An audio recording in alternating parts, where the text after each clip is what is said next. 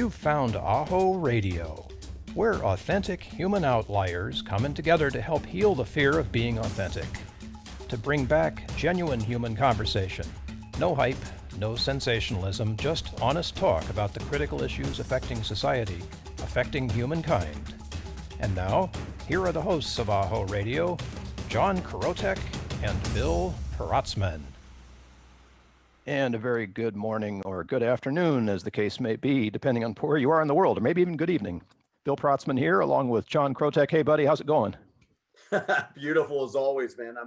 I'm in a good place and thrilled about this episode this morning. What's that guy floating in the background behind you?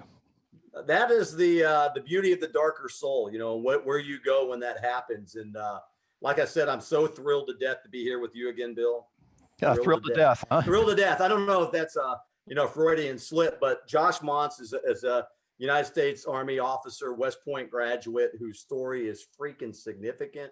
And I met Josh a few years back through his book, The Beauty of the Darker Soul. We'll talk a little bit about that, but we're just happy to have him here on such short notice. And that's what he does.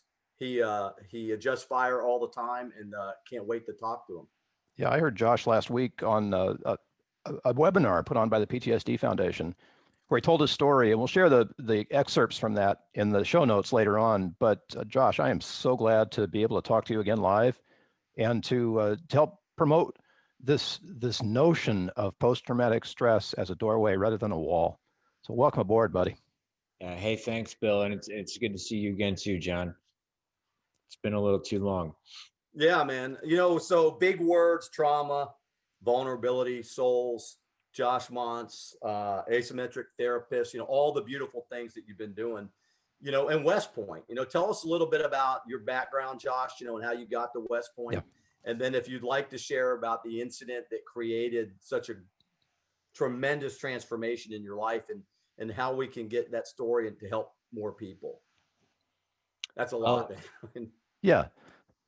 Yeah. I mean, there's a lot we could talk, we've talked about so many different times in so many different contexts, right? But yeah, I grew up in northeastern Pennsylvania,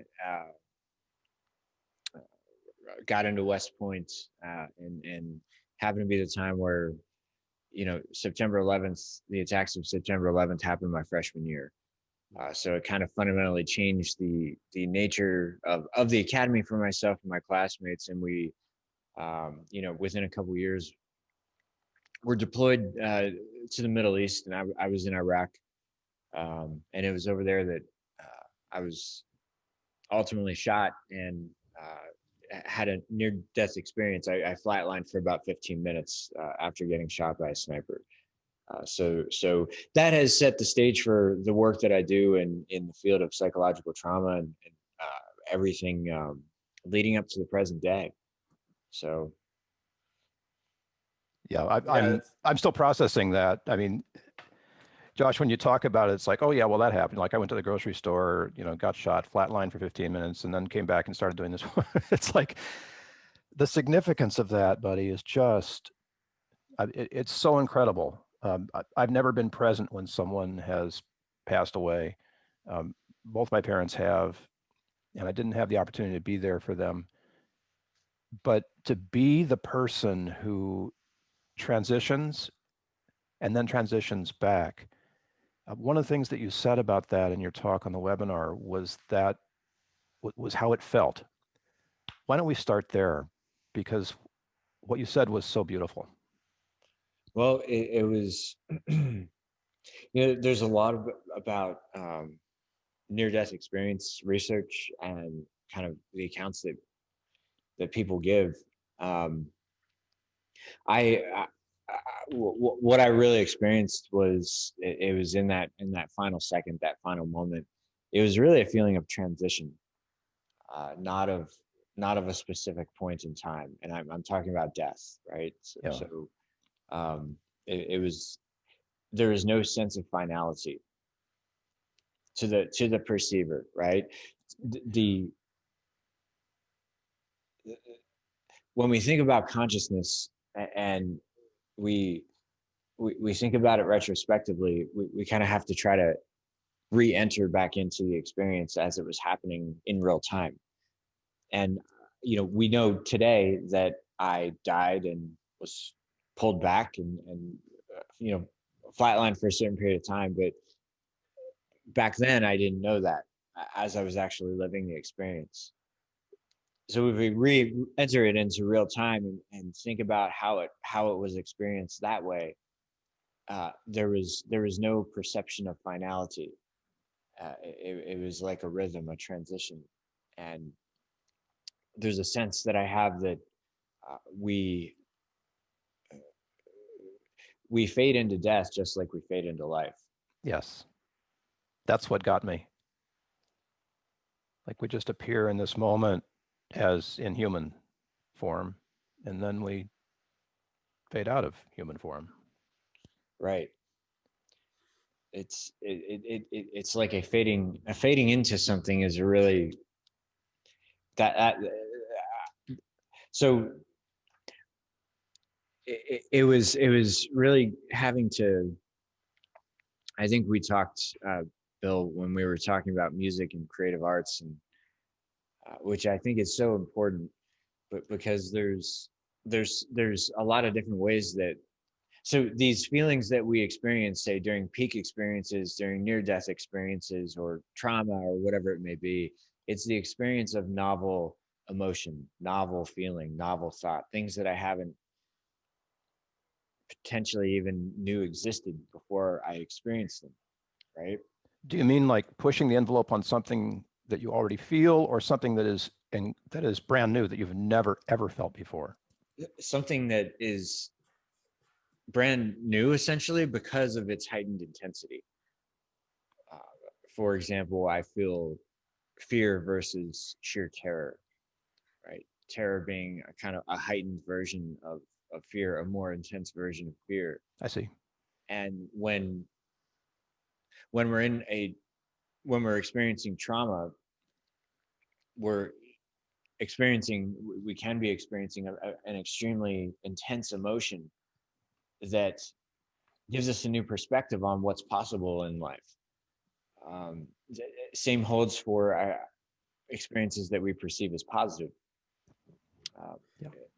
I can have a very powerful, positive countervailing experience that can kind of balance out life. But as we were talking about, so what I'm getting at is these feelings are very difficult to explain and describe, and it took me a very long time of kind of really deep study of consciousness and philosophy and metaphysics and all these other things that kind of gave me a new palette, a color palette to paint with. So when I first started to describe this near-death experience, it was definitely an overwhelming sense of peace.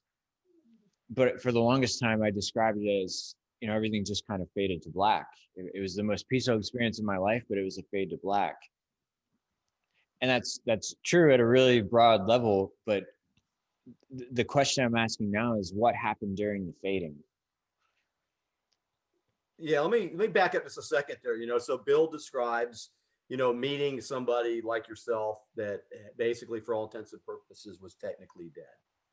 Vital signs and all of that. And I know it took you about 10 years to come to grips and to actually put pen to paper and write your first book. And I know that you give great kudos to the military trauma teams that saved your life on the battlefield. Sure. Yeah. And a lot of this, I know that when we had our radio broadcast, Scott or Josh, you said that a lot of it came to you in bits and pieces and you weren't really putting it all together. Is that a way to describe it, that maybe you were given this palette of feelings and intense feelings and it's taken time to percolate? I mean, is there a way to really describe that way? I think it's the challenge of all peak experiences, whether it's trauma or a rite of passage or some hero's journey or odyssey. The challenge is being able to articulate or describe that experience in order to make meaning of it afterwards. So we're pretty amazing as human beings at surviving and moving through and even excelling through very difficult situations. developing the meaning that and wisdom that maybe came with them is a much more challenging experience, and there's a lot of distractions along the way. One of my in the beginning, I think what this experience was like, this near-death experience, and a lot of traumatic and adverse experiences are like, is that they're difficult to describe because I don't completely know how I feel, right? There's a mix of a lot of different very powerful emotions involved. And I think rather than just dismissing those feelings and oversimplifying it as just another near-death experience, and under certain conditions, when we really investigate an experience like this and break it down, step by step, and pay attention to what's called the phenomenology of the experience, what was subjectively felt in that moment, a lot of different things can be revealed that gives some really powerful insights to what I think can be a tremendously transformative experience. Not just by way of near-death experiences, of course, but the things we encounter in life in general.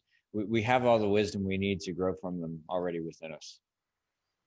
I have a question about will and volition that's so fascinating to me, because I'm trying to imagine myself in your shoes, flatlined. And in that place, it seems logical that you would have no will or volition of any kind, and you'd just be in total presence. Does that resonate? Is that somehow accurate with your experience, Josh? Yes. So this is a really good topic, without an answer, of course. Right. There isn't. So the will there was almost a reduction of consciousness as I got closer to the point of death. And what I mean by that is because I was shot by a bullet, I was bleeding out, and I was conscious during the bleeding out phase, right? So I was conscious during the approach to death, if you will. And I remember quite a bit of it. And in the beginning, it was like I had more of a global awareness of everything around me. But as I lost more blood and as I came closer to the point of death, right, that awareness then slimmed down to maybe the person right next to me. And then it slimmed down even more to just some abstract thought I was having about my family. And then it slimmed down into this space where it was similar to a vortex like feeling, not bright white tunnel, but I wouldn't describe it too far from the background that John has up there. It was a vortex like experience that was moving, and I describe it as more of a rushing home. No fear, no hesitation. It was in that final instance, it was a very exciting feeling. It was being absorbed into this sea of everything and nothing, and it was an acceleration. It was an acceleration. It was not just a transition. It literally felt like my entire body was like pixelated or atomized, as if you could feel every single pixel or every photon. If there's anything to the theory of a solar spirit being composed of light and its light and its relationships to consciousness and life, my direct experience really seems to be in accord with that. Is that in any way similar to the meditative state that we try to achieve?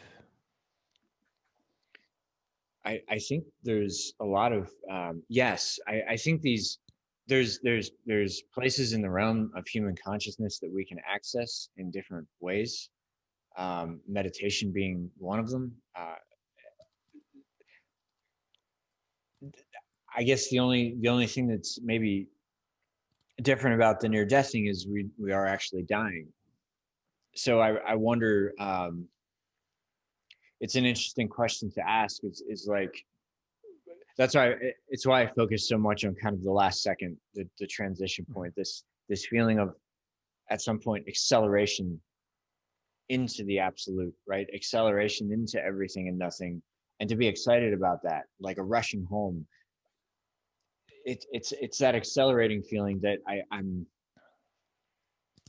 as confident as I can be that, like, subjectively what I experienced during that point was in line with me literally flatlining at that moment. Because I was able to bounce that off of the medical professionals who were surrounding me that day when I later asked them about the experience. So when I died, I like died, right? Yeah. It was I was conscious, and then boom, flatline, to the point where it surprised them. So I kind of just was holding off, and then just gave out, right? So that last kind of accelerating feeling, that last instance with the last breath that I was taking, and I was kind of conscious of that. That's what I try to hone in on philosophically, phenomenologically, and from this standpoint of process philosophy, right? What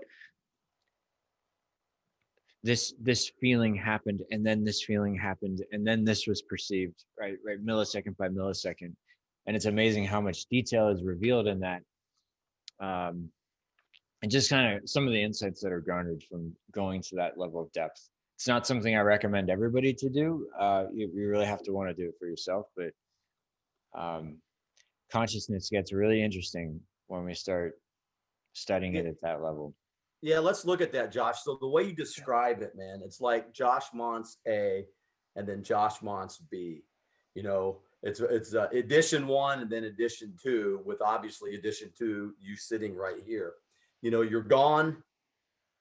You experience this acceleration on a monumental scale, maybe, and then you come back.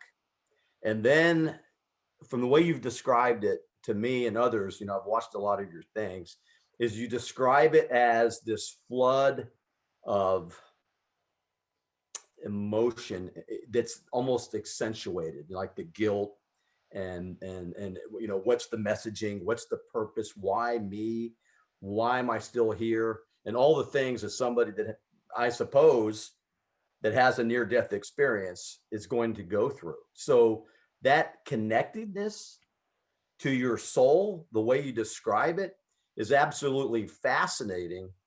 But even more so, it's relevant because you've seen, straight up, Josh, you've seen the other side, man. You've seen it from your perspective. But coming back to edition 2, you know, the better, the more seasoned perspective, how did you put that all together, man? That's got to take amazing freaking fortitude to go to that dark place that most humans may never get to, but you're doing it and you're making a huge difference. Tell me what it takes for that to happen, man. That's superhuman, buddy. You know, let's not sugarcoat it or put butter on the toast. It's real. How do you take that experience and come back as a fellow human being and make it work for humanity? I mean, that's huge, man. How did you make that happen, Josh? Tell us. Well, thank you. I still, like I said, man, I feel like I know less about it today than I ever have, or certainly like not in a place where I'm willing to try to give an answer to what that experience was all about. You bring up, like, God only knows where this conversation is going to take us, but you bring up, you know, kind of the idea of Josh Mantz 1, Josh Mantz 2, and having seen the other side. I didn't see the other side. what I saw was kind of a transition, right? It was sort of the dissolution of the person that I used to know as Josh Mantz into an absolute of everything and nothing, right? So, and then to come back from that, this is where it just kind of keeps going, because the more questions we start to ask about this, the farther away from what we think reality is, we get farther away from that. And so it can be hard for some folks to hear, but one thing I think that has enabled me, John, to quasi answer your question here, to do this, is I don't know why, but I had some intuition, some lore, perhaps even some intervention and guidance, to stay true to this experience, in whatever way I could, and to kind of allow the power of what I experienced to serve as a guide, not knowing where that was going to lead, and still don't really. But what I mean is there's been kind of, for me over the last couple of years, especially as I've had more and more, I would say kind of this has become more spiritual for me. And for many years, I've kind of had certain traditions, and look, I believe many people are climbing that spiritual mountain using many different modes of faith, and we'll have to make our own journey up that summit. But at the same time, I had certain religious modalities who would really try to kind of seem to like steer me in a certain direction, about what the near-death experience that I experienced, for instance, did not match up with most of what I heard out there, with other people's experience, like the great white light, or seeing family members, or going to heaven. None of that, right? I instead experienced this vortex-like feeling of acceleration into an absolute darkness, which was the most peaceful thing that I've ever experienced.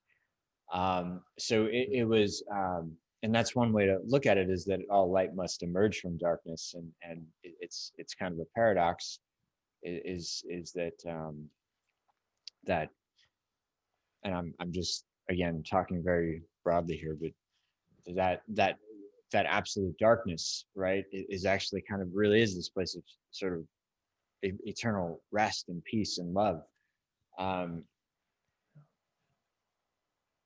But coming back from it kind of throws a lot of that into question. I've stayed true to the lore. And it has led me to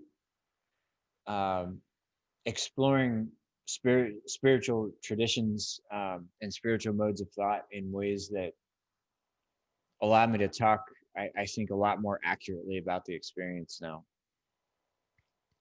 That's an interesting point, because we love to explain things in terms of science these days. And, the scientific evaluation of your experience is that it was an anecdotal experience.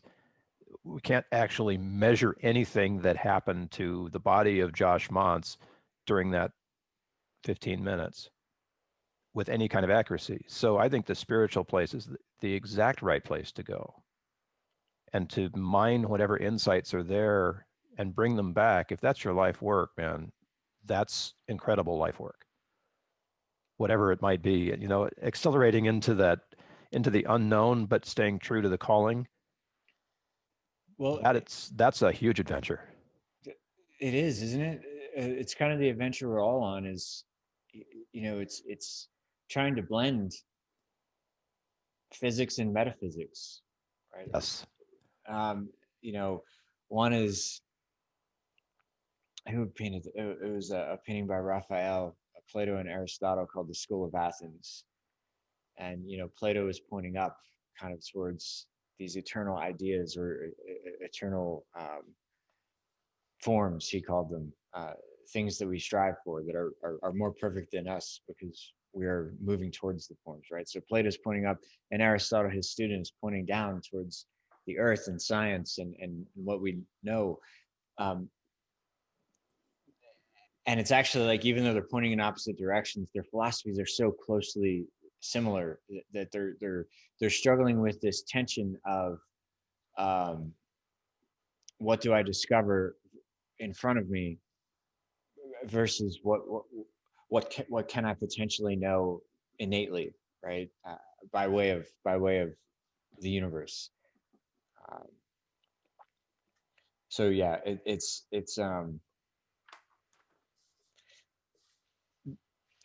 I think kind of what you said there is you brought up something that sparked that, just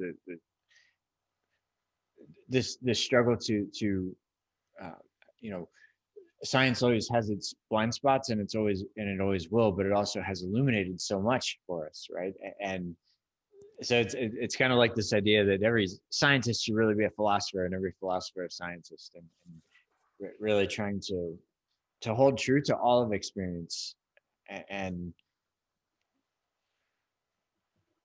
because there's a lot that can't be explained, such as sleep, dreams, you know, that and many different things that kind of inspire us and give us clues as to what you know, what we're supposed to be doing here, maybe. I know No, you've that's chosen it's philosophy, but is philosophy big enough to contain this, or do you have to go to a different place? Well, it depends on how we look at philosophy. You know, because if I think philosophy almost has no limit, and it really converges with spiritual traditions. I mean, that's how philosophy kind of used to be, right? It's really asking questions. It's the love of pursuing truth, and the love of pursuing truth means that I may never know the truth, like the absolute truth. It is elusive to me, but I can keep myself in a place of curiosity, and continuing to pursue this quest towards truth, and really everything that encompasses it. So when I say philosophy, I'm thinking of philosophy from kind of the broadest possible standpoint. Yeah, the big picture. Yeah. You know, and you make a relevant point. You said something a few minutes ago, Josh, that really is absolute. And I think it's an absolute truth. You know, it's that life is an adventure that we're all on. And that as humans, we're at these different stages of development, and to include spiritual development. So when we talk about truth, and in today's world, with all of these great technologies that we have, there's like hundreds and hundreds and hundreds, if not thousands, of narratives out there, many of them just opinions, and that get co-opted as a truth. So when we're on this, you know, I'm thinking about your story, and okay, not being on the other side, but going into this transformation into maybe this is the other side. You know, the relevancy of the spirit cannot be overlooked. And I think you on the front lines, I know you're working on your doctorate, on the front lines of this higher consciousness spiritual journey in our human existence, it cannot be overlooked. And you know, I am fascinated. I want to learn a little bit about asymmetrical therapy, but I'm fascinated by the fact of how we're all looking at this now in a spiritual way. You know, there seems to be this huge awakening. I know that this pandemic has really changed a lot of things for a lot of people, and it makes your story even that much more relevant, you know, meanings and purpose. And I just think that it's fascinating beyond anything I've ever looked at. And how do you feel about that? This awakening? Is that what's going on? And how can we affect that? And what does asymmetry mean? I'm always asking tons of questions because I want those answers. You know, I want to be part of that adventure. And when you share with us and with others, you're making us part of your adventure, and that to me is the greatest human connection we can ever have. Mm-hmm. Yeah, it just really motivates the heck out of me. And I know that it inspires thousands of others across the globe that we're truly not alone. And we all have something to offer. You know, just asymmetrical therapy, that just the name itself, you know, makes one want to ponder what is that and how can I integrate that into my life? Is that a good question? Well, so yeah, just an update on that. I shifted to kind of a different name, different platform there to kind of pull it into a little bit broader audience. So everything I do now is in this Phaedrus Factory platform, which is Phaedrus was a book of Plato, one of Plato's dialogues. You've gone deeper, Josh. You've gone really deep, man. Oh, of course, man. Plato, I love Plato. But the Phaedrus was the book where he actually outlined his conception of love in the first half, and it's where he talked a lot about passion and emotion, kind of driving us this tension between emotion and intellect, and that we essentially need both, right, to hold this tension of life. And then in the second half, he talks about the art of articulation and the art of oration, Plato being an orator himself. So there's you know, when we, yeah, there does seem to be an acceleration of the world that is happening, and of our universe.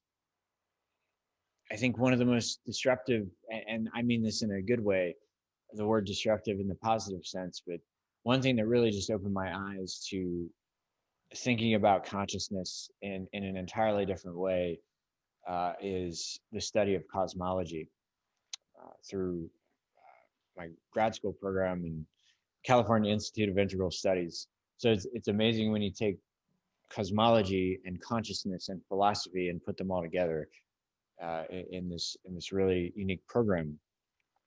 So everything that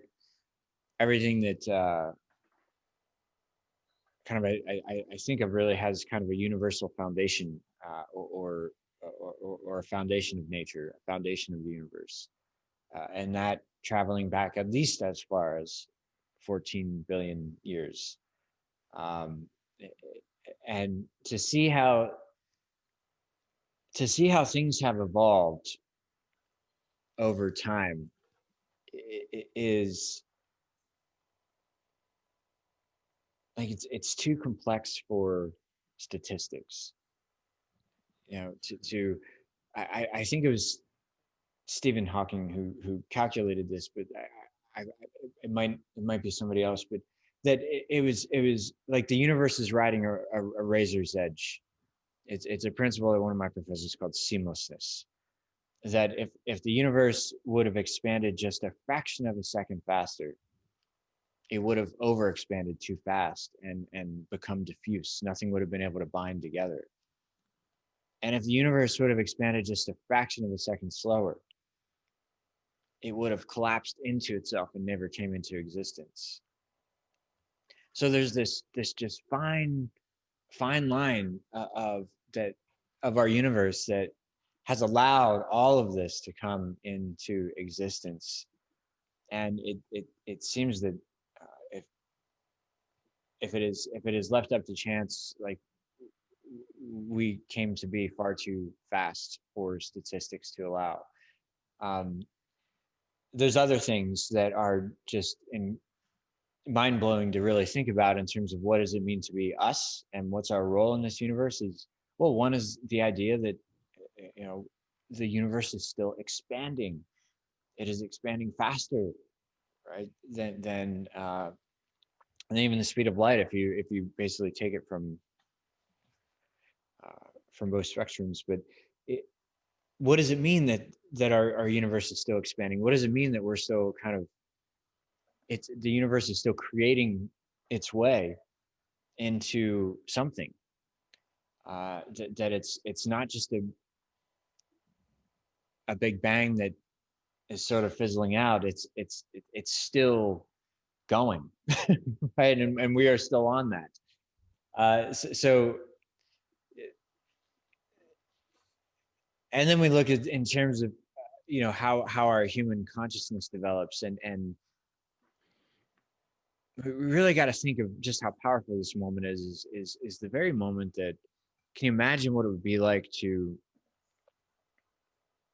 have this moment of self-reflection and awareness that I am here in this environment, right? That there's some notion of I, this self-reflexive consciousness, that I am capable of thinking about thinking, that I'm capable of thinking and realizing that I know that there's an I, an entity that is somehow separate from everything else that's out there, right?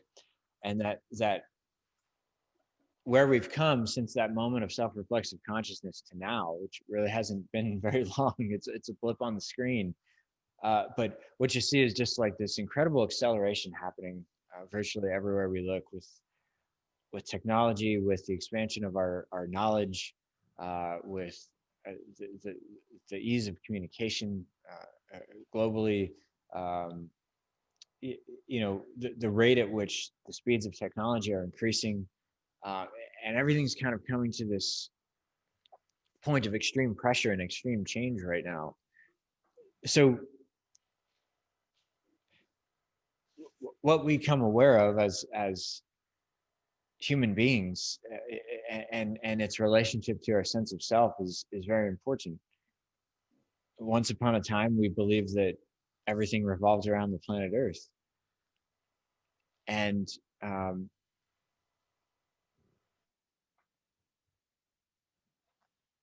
when that was disproved, right? You can imagine, like, that was probably for a lot of people kind of a spiritual shock. What does this mean, that we're just specks in the universe now compared to the center of attention? And so as science learns new things, it reveals new philosophical questions, and vice versa, and ideally the two work in synergy.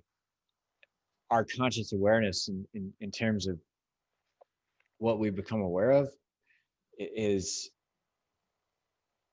I think, really dependent on our capacity to pursue truth, and to assumptions in terms of what we think we know, and to realize that things can get a lot more mysterious. I mean, just look at the quantum field. It's when you start looking at quantum mechanics, and it's not like I just know of it very broadly, right? But the principle of non-locality, and the things seem to travel faster than light, that things can be in more than one place at the same time. This totally bizarre set of, like, what does it all mean? What does it all mean? There's more questions that I know, like I said, I know less today than I ever have before. But that's a great way of putting it. You used a word earlier, paradox. And then, in light of the word or the subject of cosmology, and how you describe the creation of the universe, the simplicity of it, but also the complexity of it is the paradox. And I got to ask you this, Josh: is this life, is this universe, is this world that we know, is it perfect?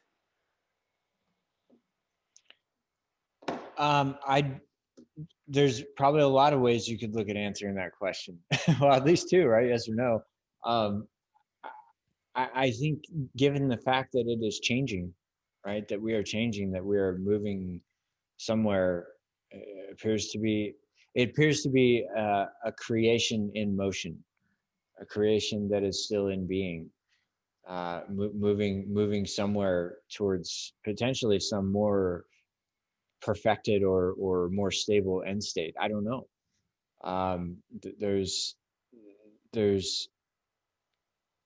or it could really be, yes, that it is perfect, that everything that exists within this place we know as the universe right now is just,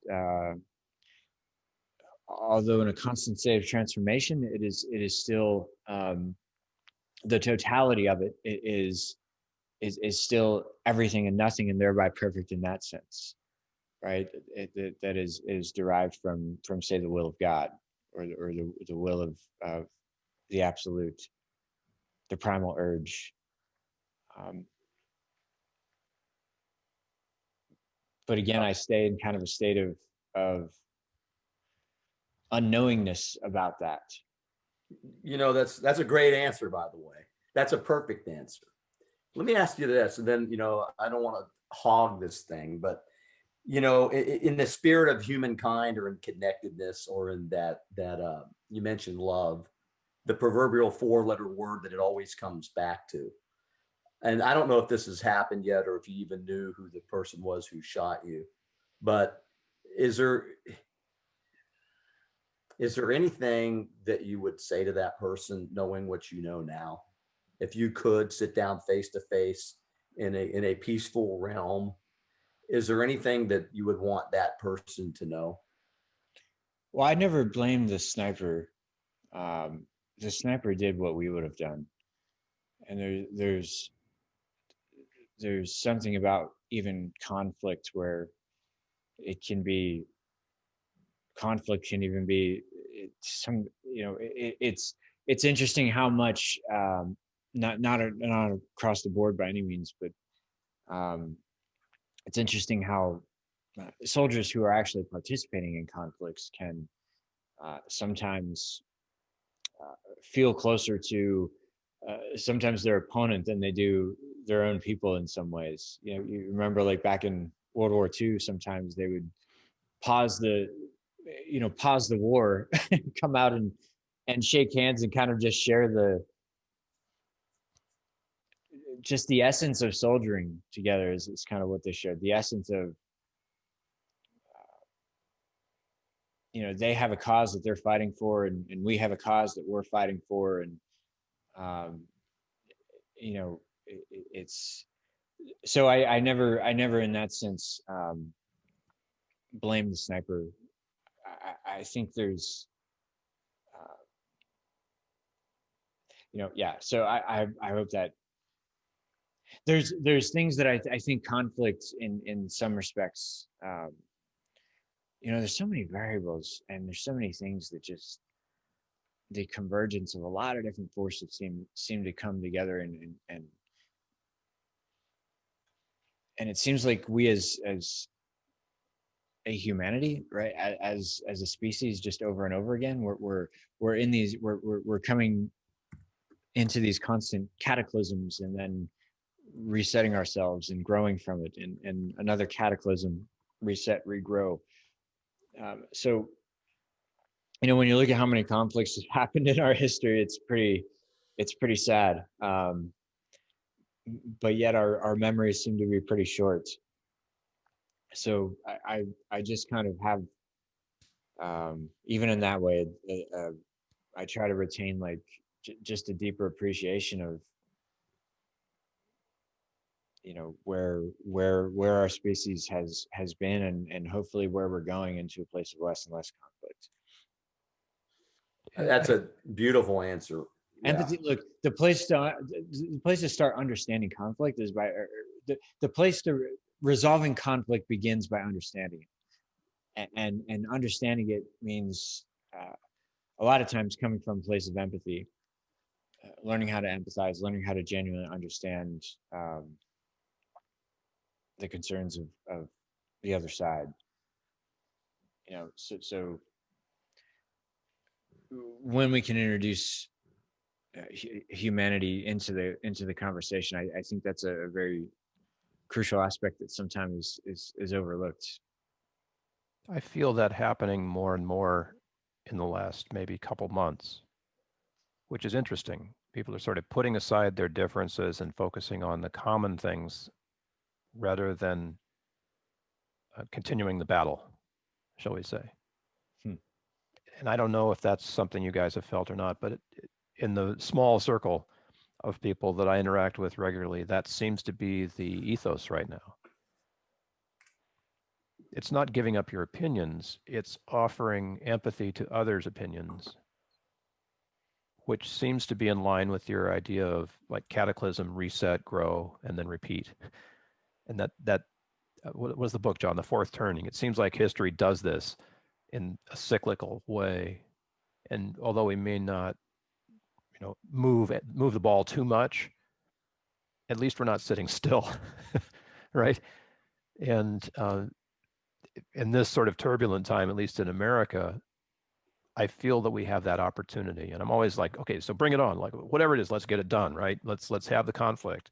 Let's have the discussion. Let's have the argument if we have to have it. But let's have that with empathy and then move to the next place instead of just lining up and building the barrier even higher between us. That's what we'd hope for, right? That's what we hope for.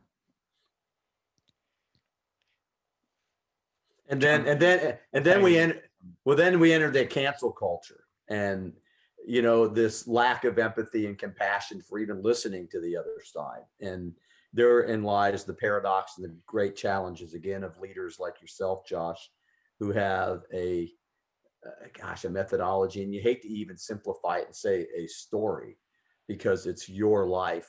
And what's amazing to me about that, Josh, in light of what you've discussed today with some very sensitive things, is that the importance and the need, which Bill just talked about, for dialogue and conversation. And if we're so quick on the draw to cancel each other out because we don't want to listen for whatever reason, then we will never move forward. And so that in and of itself, we had no more books on the planet, but your one book, right? Where do we start? Where do we go from there? And how do we branch out to improve humankind than to destroy it?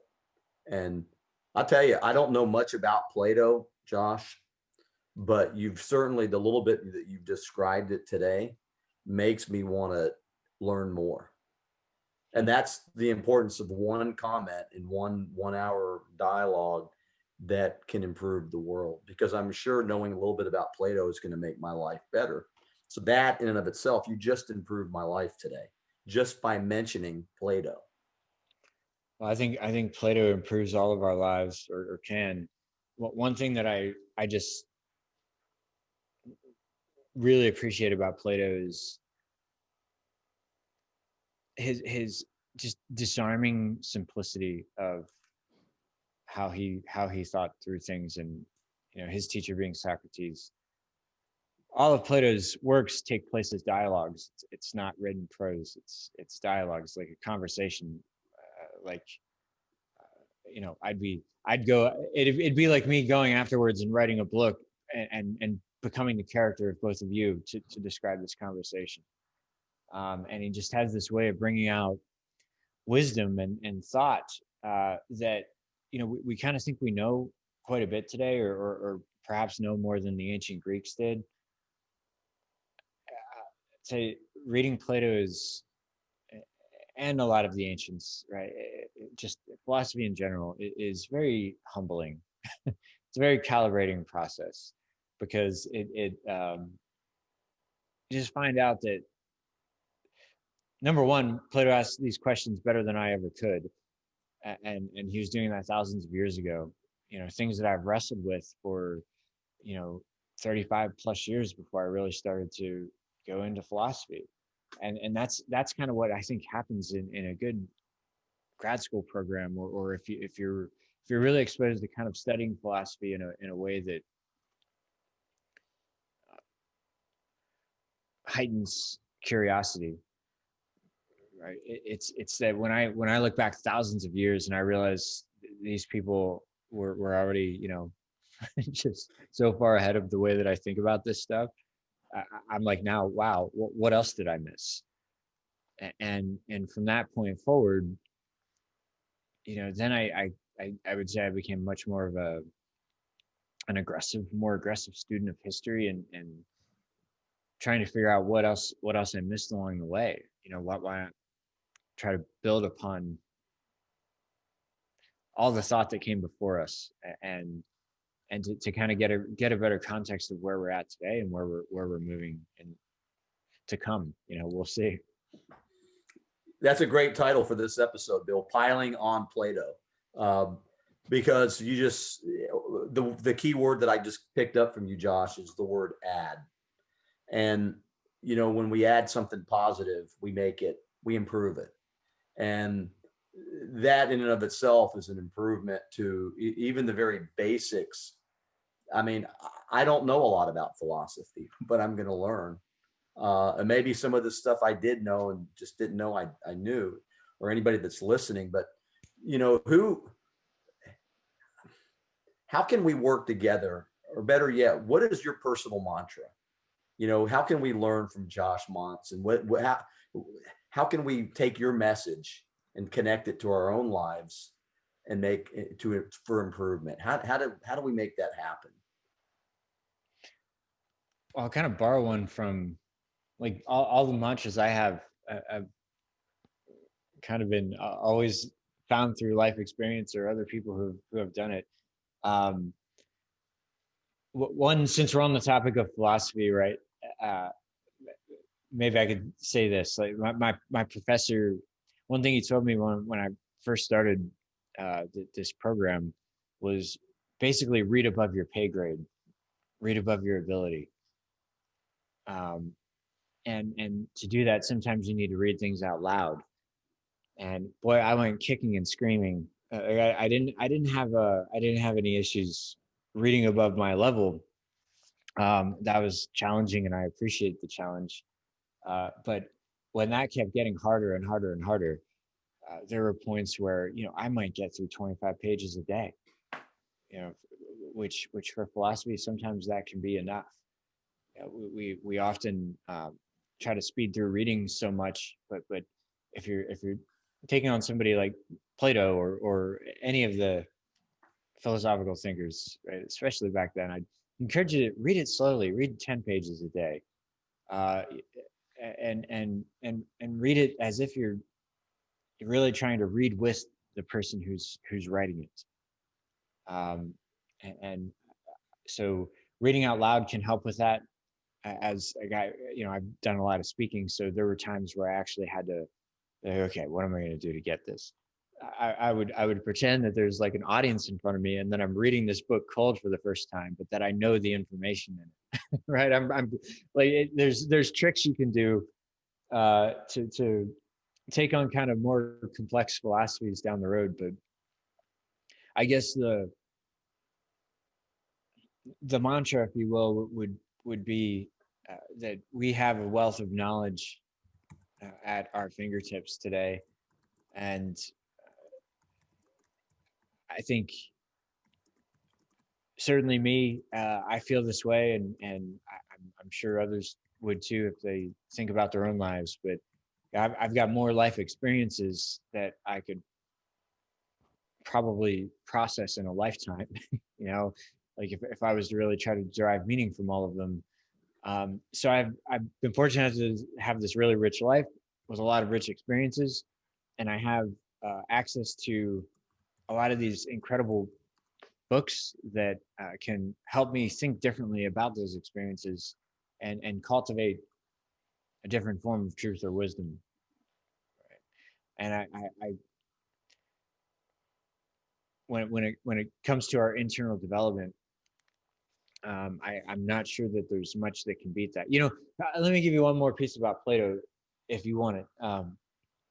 Plato, just one of my favorite quotes, and I'll paraphrase, but he says in the Republic, one of his most famous dialogues is called the Republic. He says that good philosophers are generally worthless to the majority of people, unless they're called. And this is just kind of at the heart of what I think philosophy really is.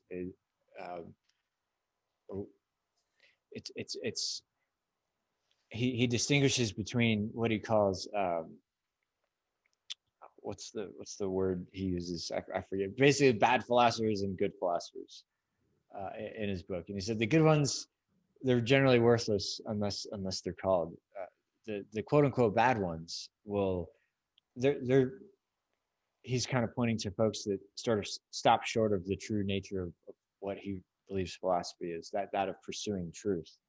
And what I could do is just maybe take a bunch of information from Plato, make a bunch of PowerPoint bullets out of it, give people a process to follow to find truth, and then that's what philosophy is, right? It's well, not at all. That's kind of what Plato is dead set against, and what Plato really believed philosophy is this. It's the conversations that we're sort of engaging in right now and thinking deeply about our life and what this means. So when he says that philosophers are worthless in this call, is that short of anything else going on in our lives, any form of entrapment or I don't have the money to take this trip, or I'm not able to do this, that, or the other. What I found is like all the ingredients of transformation are right here in our living rooms, and like so if we have access to this kind of material and access to ourselves and are willing to look honestly at our own experiences, we can go a really long way in terms of self-development and growth. No, I love the way you frame that. What are your plans for the future, and what would you like to see happen in the world? And then how can people find out more about you, Josh? Well, it's a lot of questions. Phaedrusfactory.com is the name of kind of where I host all my stuff. So that's Phaedrus with a PH. I'll be writing some more articles and stuff in the coming months, years. Right now, I'm not sure. John, I am wrapping up this the coursework for this PhD program, and then I'm kind of going to go into a deep dive of writing that over the next year or two, and we'll see what unfolds in the next year or two. I could pivot in a lot of different directions right now, but I'm kind of staying open to it. Would you find yourself more in a teaching role, like in your heart, when you think about this? Would you be more like a professor or more of a leader? I could potentially see both of those, if not both at the same time, which I think. And it's an interesting question, because when I think leading organizations and pretty much every role I've been, you're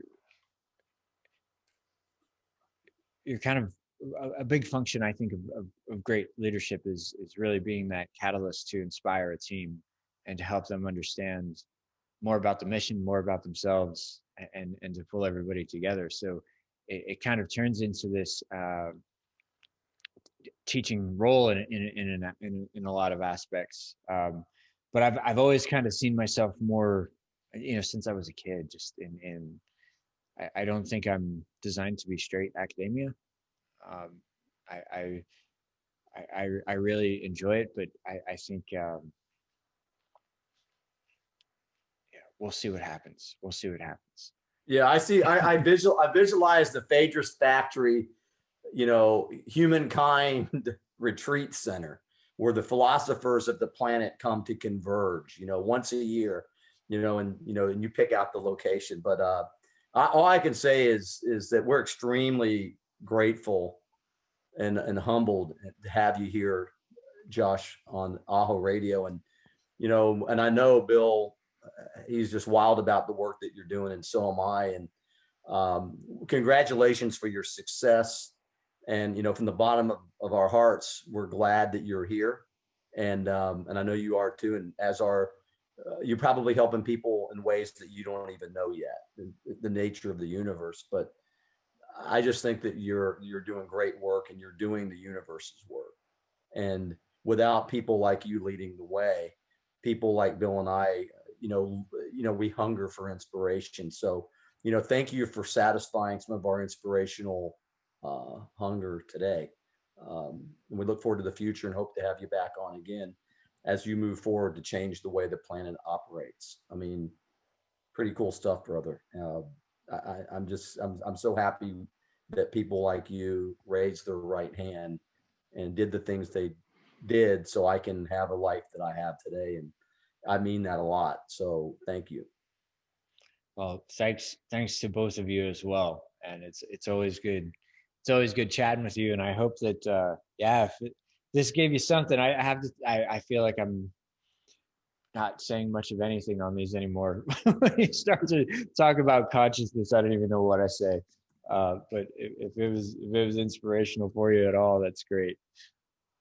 Yeah, Josh, I am humbled to be in the same virtual room with you. It's a real privilege to sort of experience your story, one level back, but to be so profoundly affected by it is a real gift. So thank you for that. It means a lot. And talk about authentic, talk about human, talk about an outlier. Tick the boxes, man, and keep doing the work that you're called to do. And any way we can support it, as John said, we're here for you. It's just amazing to be on the sidelines, maybe on the front lines of your journey. Thank you so very much. Well, likewise. Thank you.